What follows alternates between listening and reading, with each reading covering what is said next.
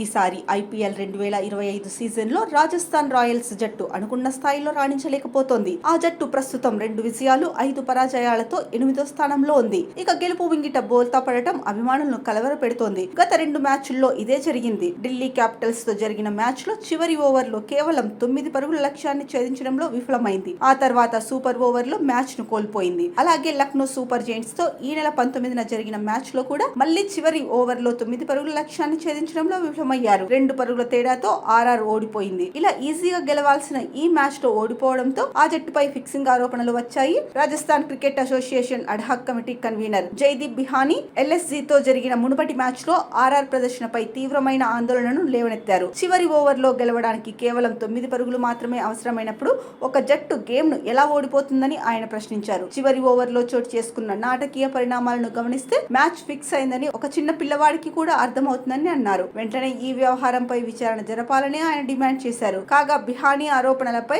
BCCI ఎలా స్పందిస్తుందో చూడాలి.